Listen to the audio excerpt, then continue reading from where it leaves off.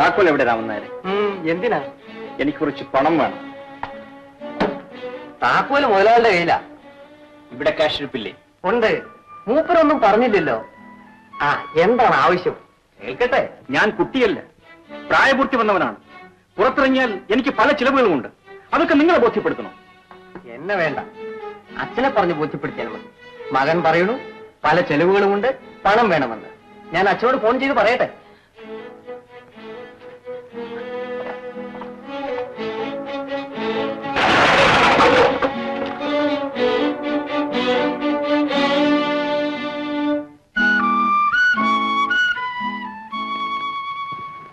അവനും പോയോ? പോയി.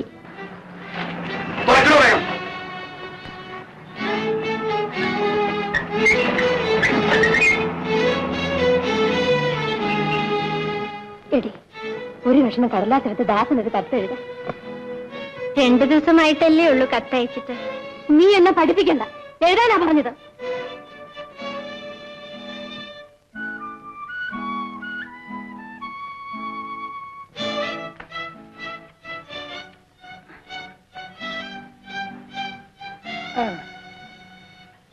എത്രയും പ്രിയപ്പെട്ട മകൻ ദാസം വായിച്ചറിയാൻ സ്വന്തം അമ്മ എഴുതണത്. എഴുതിയോടി? എഴുതിയമ്മേ. എന്തേടി എഴുതിയത്? പ്രിയപ്പെട്ട മകൻ ദാസന്. എന്നാടി ഞാൻ പറഞ്ഞത്? ഞാൻ പറയണത് വള്ളി പുള്ളി വ്യത്യാസമില്ലാണ്ട് എഴുതണം. നിന്റെ കത്ത് കിട്ടിയിട്ട് വളരെ ദിവസങ്ങളായി. അമ്മയ്ക്ക് തീരെ സുഖമില്ല. ഡോക്ടർ തരുന്ന മരുന്നുകളൊക്കെ കഴിക്കുന്നുണ്ടെങ്കിലും എനിക്ക് വിശേഷിച്ച് ഒരു വ്യത്യാസവും തോന്നുന്നില്ല. ഇവിടെ എന്റെ കാര്യം നോക്കാൻ ആരുമില്ല. ഈ കത്ത് കിട്ടിയാൽ ഉടനെ നീ അമ്മയുടെ അടുത്ത് വരണം. എനിക്ക് നീ അല്ലാണ്ട് ആരുമില്ലടാ മോനെ.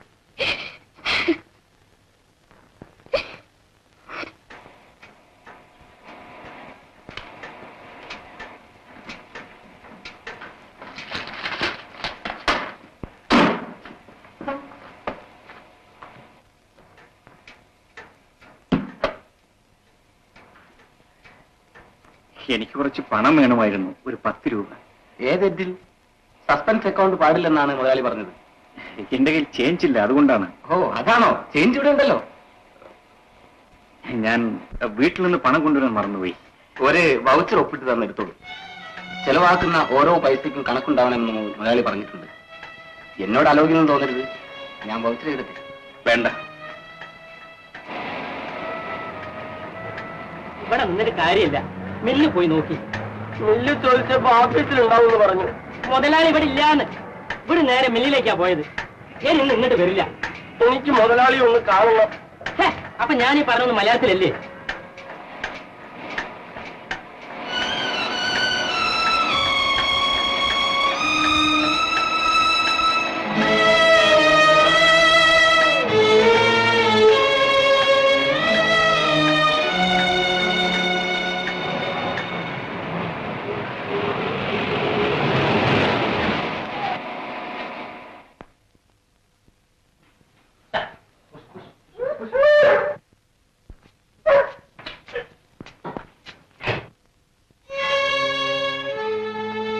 വന്നോടി. വന്നു. രവി വന്നോടി? വന്നിട്ടില്ല.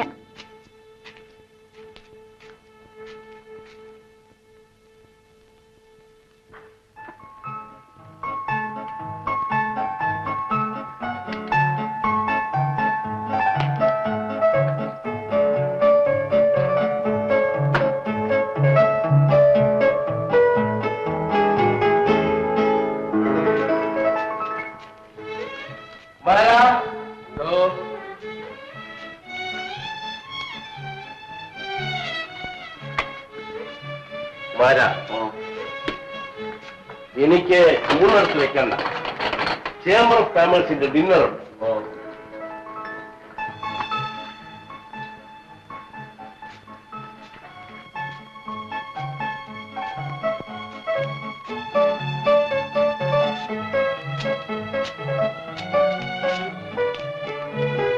ഞാൻ വിചാരിച്ചു നീ പോയിരിക്കില്ലെന്ന്.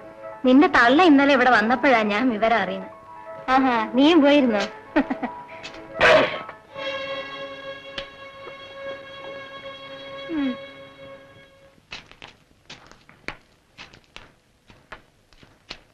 മരുന്ന് തീർന്നോ?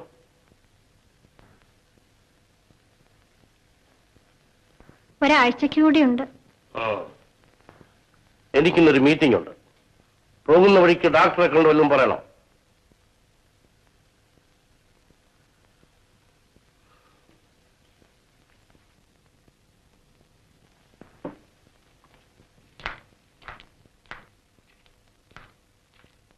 നീ ഇപ്പൊ കണ്ടില്ലേ എന്തമ്മേ ചമഞ്ഞൊരുങ്ങി ചെറുവാല്യക്കാരനായിട്ട് പോണത്? നീ കണ്ടില്ലേന്ന്?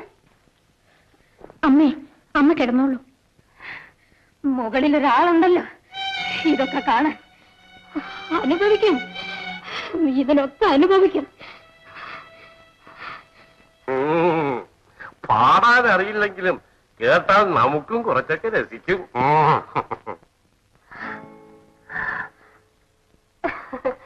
കുറച്ചു ദിവസം കാണാത്തപ്പോ ഞാൻ വിചാരിച്ചു. എന്ന് വിചാരിച്ചു? ഒന്നില്ല. അല്ല, ദേവി എന്താ വിചാരിച്ചത്? അത് കേൾക്കട്ടെ. അല്ല, ഞാൻ വിചാരിച്ചു മുതലാളി വഴി മറന്നു. ഒരാഴ്ച ഭയങ്കര തിരക്കായിരുന്നു. ഒരു നിമിഷം സ്വൈരം വേണ്ടേ? ഇൻകം ടാക്സ് കേസ് കഴിഞ്ഞു. ഒരു വലിയ ഭാരം ഇറങ്ങിയ ആശ്വാസമുണ്ട്. ഡ്രൈവർക്കും തിരക്കായിരുന്നു. വിവരം അറിയുന്നതിന് അയാൾ അയക്കാൻ ഇടകിട്ടണ്ടേ? എന്താ വളരെ ഇഷ്ടപ്പെട്ട? ആ, കുടിക്കാൻ എന്താ ഉണ്ടാക്കേണ്ടത്? ചായ വേണോ, ഹാർലിക്സ് വേണോ? വേറൊന്നുമില്ലേ? ഓ,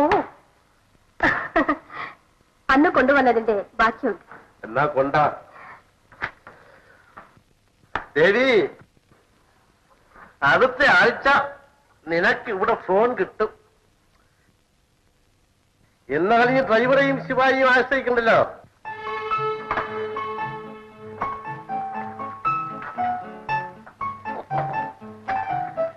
എന്തൊരു ക്ഷീണം. ഓഫീസിൽ ചെന്നാ തിരക്ക്, മില്ലിൽ ചെന്നാ തിരക്ക്. എല്ലാം കഴിഞ്ഞ് വീട്ടിലെത്തിയാൽ ഒരു സ്വസ്ഥതയുണ്ടോ? ആരോട് പറയാൻ? വെറുത്തുപോയി. കഴിക്കാൻ എന്താ ഉണ്ടാക്കേണ്ടത്? നീ ഇവിടെ ഇരിക്കും. വന്ന തുടങ്ങി നീ അടുക്കളയിൽ കയറി ഇരുത്തും. ചായ ഉണ്ടാക്കല്, മീൻ വറുക്കല്, അതുവരെ ഞാൻ ഇവിടെ മുന്നിയെ പോലെ ഇരിക്കണം. നീയേ ആ ഡ്രൈവറെടുത്ത് 10 ഉറുപ്പിക കൊടുത്ത് വല്ല നോക്ക് വാങ്ങിക്കൊണ്ടുവരാൻ പറ. എല്ലാ ശല്യങ്ങളിൽ നിന്നും രക്ഷപ്പെട്ട് അല്പസമയം സ്വസ്ഥമായിരിക്കാനാണ് ഞാൻ നിന്റെ അടുത്ത് വരുന്നത്.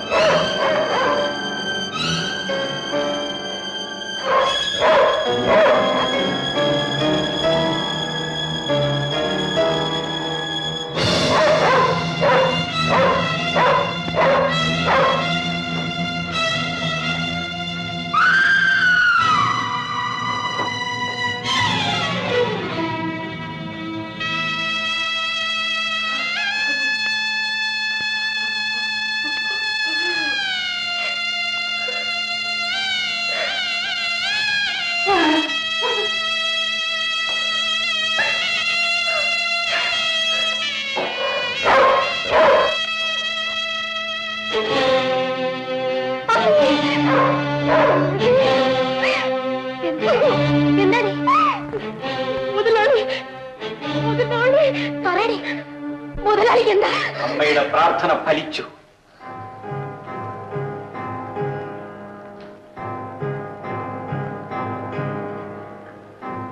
അച്ഛൻ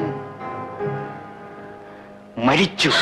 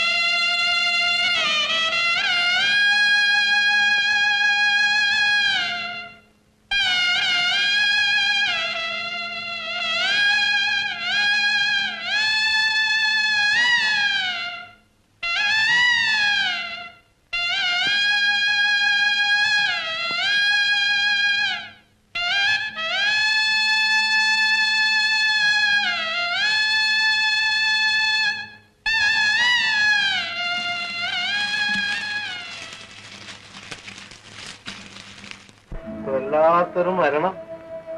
സന്ധ്യക്ക് ഇവിടുന്ന് പോയതല്ലേ. ഏതോ വലിയ ആളുകളുടെ കൂടെ ഒരു മീറ്റിംഗ് ഉണ്ടായിരുന്നു. മടങ്ങി പോരുമ്പോ ഒരു വസ്തുല്ല. വഴിക്ക് ഡ്രൈവർ പന്തിയല്ലാത്തൊരു ശബ്ദം കേട്ട് തിരിഞ്ഞു നോക്കിയപ്പോ എന്താ, മൂപ്പര് 2 കൈയും നെഞ്ചിൽ അമർത്തി പിടിച്ചു കിടക്കുന്നു. ഉടൻ കാറ് നിർത്തി. നോക്കിയപ്പോ ഒരു മിനിറ്റ് കൊണ്ട് എല്ലാം കഴിഞ്ഞു. Heart fail. സുഹൃതം ചെയ്തവർക്കേ ഇങ്ങനെ എല്ലാം മരിക്കാൻ ഭാഗ്യമുണ്ടാവൂ.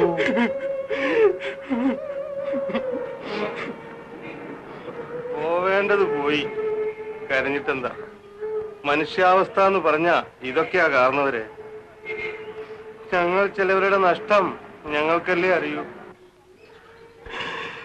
എന്റെ നഷ്ടം നിങ്ങൾക്കറിയില്ല, ആർക്കും അറിയില്ല. കരുണാകരൻ മുതലാളിയാവുന്നതിന് മുൻപ് അറിയുന്നവനാണ് ഞാൻ. എനിക്ക് പോയത്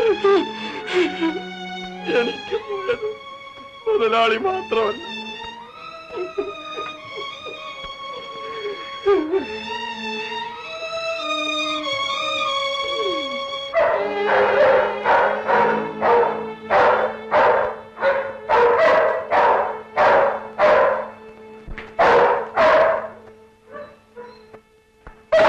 ഏട്ടൻ കാപ്പി കഴിക്കാതിരിക്കുന്നു.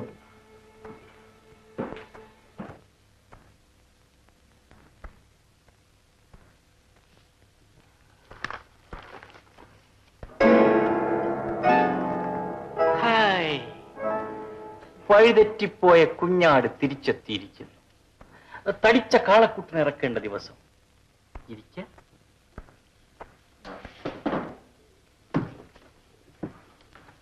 വേണ്ട, പിന്നെ മതി. നീ വരില്ലെന്നാണ് ഞാൻ കരുതിയത്. കമ്പി കിട്ടിയപ്പോൾ ഞാൻ സ്ഥലത്തില്ല. എനിക്കറിയാം. ഉച്ചവരെ ഞങ്ങൾ കാത്തു. ശവസംസ്കാരം 12 മണിക്കായിരുന്നു. ഇന്നലെ വൈകുന്നേരം 5 മണിയായി കമ്പി കിട്ടാൻ. നേരത്തെ കിട്ടിയാലും നീ വരില്ല. ഒരിക്കലും നീ അച്ഛൻ ഇഷ്ടപ്പെട്ടിരുന്നില്ല. ഏട്ടനോ? മരിച്ചവരോട് പക കാണിക്കരുത്. നോക്ക്, എല്ലാ പത്രങ്ങളും എഴുതിയിരിക്കുന്നു. സമുദായ സ്നേഹിയായ കരുണാകരൻ മുതലാളി നിര്യാതനായി.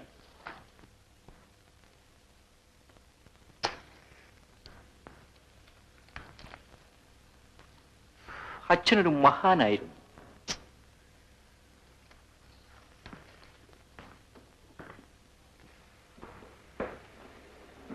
ഇന്നലെ ടൗൺ ഹാളിൽ കൂടിയ അനുശോചന യോഗത്തിൽ കളക്ടർ വന്നു, DIG ഉണ്ടായിരുന്നു, എല്ലാ പാർട്ടിക്കാരും പ്രസംഗിച്ചു. ഒരു സ്മാരകം ഉണ്ടാക്കാൻ പോകുന്നു, കമ്മിറ്റി ഫോം ചെയ്തിട്ടുണ്ട്. സംഭാവന തുകകളുടെ വാഗ്ദാനം മുറയ്ക്ക് നടന്നിട്ടുണ്ടാവും. നീ ഇപ്പോഴും ആ പഴയ ആൾ തന്നെ. എന്നോട് എന്ത് പറയാം? ഏട്ടനും മാറിയിട്ടില്ല.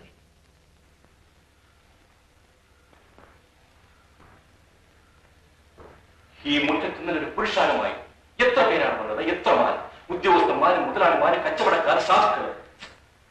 He was a great man.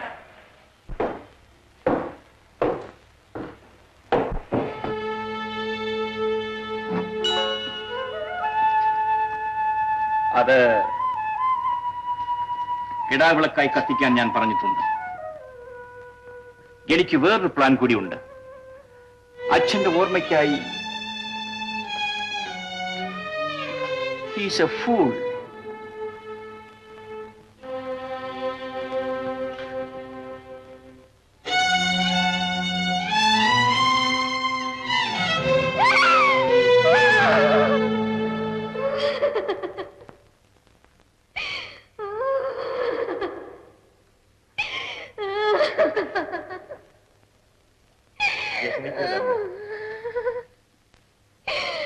അമ്മയ്ക്കിനി ആരുണ്ടടാ മോനെ? ആരുണ്ട്? അമ്മയ്ക്കിനി ആരെയും ബുദ്ധിമുട്ടിക്കാണ്ട് അങ്ങോട്ട് കണ്ണടച്ചാ മതിയെന്നേ ഉള്ളു പ്രാർത്ഥന.